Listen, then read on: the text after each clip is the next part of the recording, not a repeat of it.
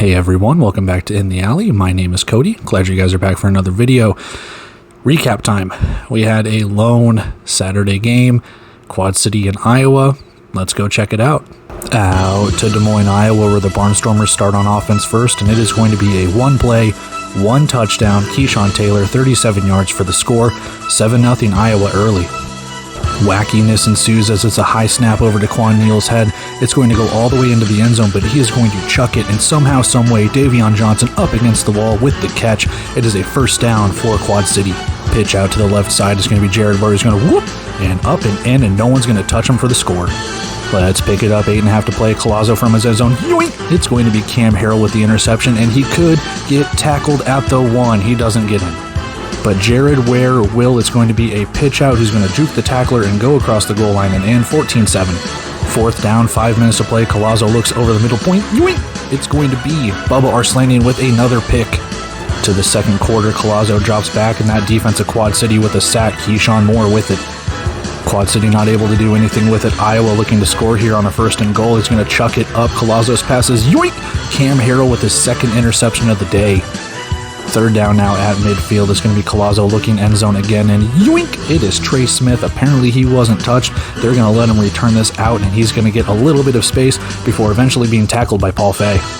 And this time Quad City answers Neal to Johnson for 6. 10 minutes to go in the third quarter. Neal on an RPO keeper to the left side and up and in and untouched for the touchdown. Iowa trying to get back into this 28-10 and over the middle. It is Caleb Hood. He didn't have to do that, but he did. Touchdown. Quad City hoping to put this one away. It's a run right up the middle by Jared Ware, his third of the night. Who had this on their bingo card? 1 minute to go, and it is Joaquin Colazo untouched to the right sideline, and no one is around, and he scores a 30-yard TD. Unfortunately, good things do not last long, as Colazo is going to chuck it deep again, and Chris Chukwuemeka with an interception. That is 5 picks on the night. Quan Neal saw that touchdown run and said, you know what, I want to do one just like that. So down the left side he goes, shakes a tackle, breaks another, and goes all the way 48 yards for the touchdown. Let's go, less than 11 to go. Colazo sends his men in motion. It's going to be Caleb Hood wide open at the 5, and he dives in for the score. Iowa trying to make their presence heard here, as it's going to be a huge sack. It's going to be Godbolt on Neal. 4.5 to go here, and Kevon Rudd, look at the adjustment he has to make for that touchdown. What a play.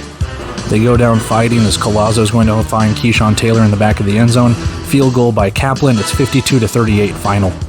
All right, it is notes time. Stuff I'd written down, inner monologues and stuff in my head, and kind of just how I feel about the game. So, one play, one touchdown. Iowa deep shot to Keyshawn Taylor to start the game. That's a good way to start the game. And then there is a fumble on the ensuing drive, but Quad City recovers it. Oh my, there's a high snap. Quan Neal chucks it deep. Davion Johnson has it. Chicken salad out of chicken bleep. And now Jared Ware goes in for the score. We have a game, ladies and gents. Hell yeah, brother. Let's do this. Third down for Iowa. Cam Harrell picks him off. Quad City defense just keeps taking the ball away. It's going to be a reoccurring theme here. 3 and out for Iowa. Bubba Arslanian picks off the fourth down pass. Kyle Kaplan misses a 40-yard field goal to go after a 3 and out. Iowa holds after the turnover. So Iowa was doing a very good job of not letting points be scored after the turnovers. Hit or miss, kind of giving up. Joaquin Colazo looks a little inaccurate after that first touchdown pass, but as soon as I type that, Kean Williams has a nice catch towards midfield. I think he caught it along the sidelines, cut back inside. He was able to get close to midfield on that. Big sack for Keyshawn Moore. Quad City defense looking pretty good. Cam Harrell with his second interception of the night, third interception of the first half for Iowa. Quad City, though, needs to turn the turnovers into points. Simple as that. And as soon as I type that, Quad City fails on fourth down. Iowa, again, just bending but not breaking. Another 0 points off a turnover. End zone shot for the Barnstormers, and Trey Smith now has an interception. That's number 4 in the first half. Can Quad City turn it to points this time? That's what I'm wondering. Steamwheelers work their way downfield. Quan Neal hits Davion Johnson for a 7-yard score, so yes, they can. Iowa works a goal to go and brings Gabriel Rui in for a field goal, who makes it. Dion McShane for Quad City with a great kick return to start the second half, but a penalty will negate it and bring it back. Iowa forces a fourth down. Quick Quad City pass converts it. And then Steamwheelers march down to the 8. DeQuan Neal runs it in. So again, Quad City just kind of dictating the game, Iowa playing catch up. Barnstormers have to score here. I haven't really heard at this point in the game, we're somewhere in the third quarter if I'm not mistaken, I haven't really heard Jalen Bracey or Caleb Hood's name too much. So Keyshawn Taylor has a catch, it converts a third down. He and Williams, they both have looked good throughout the game. And then Caleb Hood makes his name known. It's a touchdown for the Barnstormers. They're kind of getting back into it. Deep pass to Jordan Vesey gets a goal to go for Quad City, but they can't punch it in. Iowa roughs the passer. It gives the Steamwheelers a new set of downs. Quad City only needs one play after that, though. Jared Ware gets the handoff up the middle and in. Only 2 offensive touchdowns for Iowa tonight, and only 1 touchdown since the first play of the game. And we are partway through the third quarter at this point. And then as soon as I type that, and then it's a Joaquin Collazo 30-yard touchdown run. He goes untouched. The door stays open for Iowa. Their defense needs more stops. Their defense needs some turnovers, more importantly.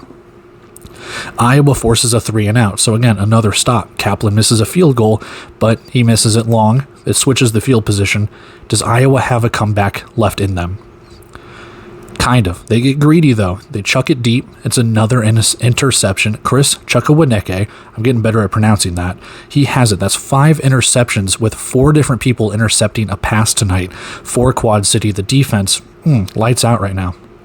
13 minutes left, down 12, and Iowa calls timeout on defense. I feel you would probably need that timeout later. You're down 2 possessions with 13 minutes left in the game.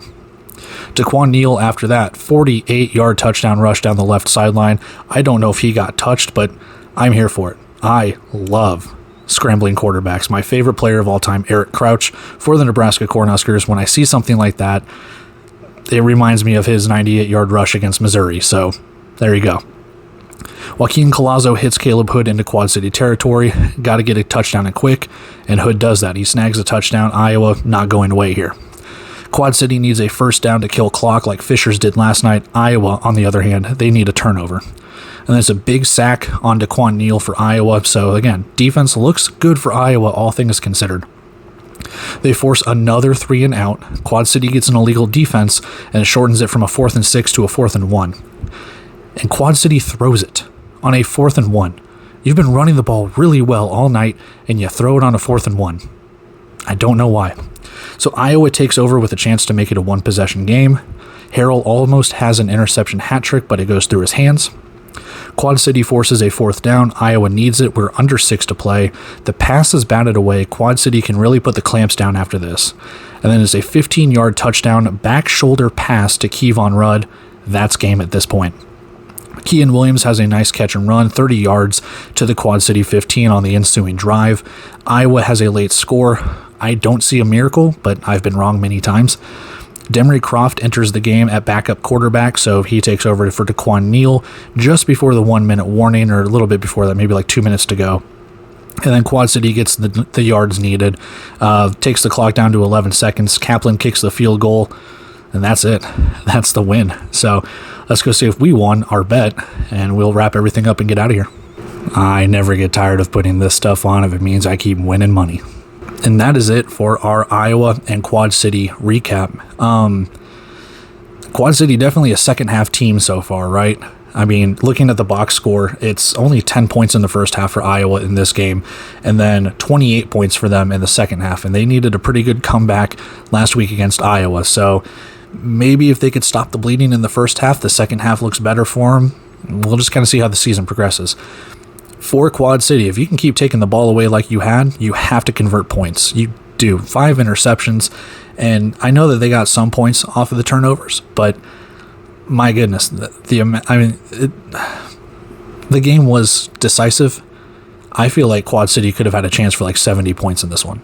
Truth be told, it was Iowa's defense that was keeping them in the game in this, and they stopped them 3 and outs, 4 and outs, whatever the case could be. So the offense didn't sputter. Clearly, I mean, big plays, small plays. You had 2-yard rushes. You had a 48-yard rush. The offense is there. You just need to put together drives after those turnovers. So you need to use that as momentum. And that's pretty much my biggest thing for Quad City. The offense has looked good, but the offense feels like it also stalls out at times. And if you want to put together 4 quarters of football, if you want to be a championship contender, that's what you got to do. And they're there. They're close. Almost there. I like what I'm seeing from Quad City. Iowa looks promising, but it just seems like it's a little bit of last year and even the year before that. They get behind. They have to play, hero ball and throw it. They refuse to run. And then it comes back to bite them because you have a rookie quarterback staring down one receiver, not necessarily going through his progressions, whatever the case could be. And that's that. So it's just kind of more of the same from Iowa. I hate to say it. I mean, they get close, but they're not able to really take the lead, tie it up, do stuff like that. So that's where we're at. But anyway, I'm going to take off here, guys.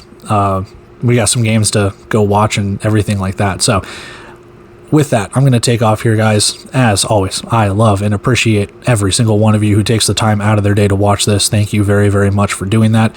It makes me feel pretty damn good, all the compliments and everything included. So I really enjoy doing this stuff for you guys. It's really fun. I enjoy it. All the glitz and the glam.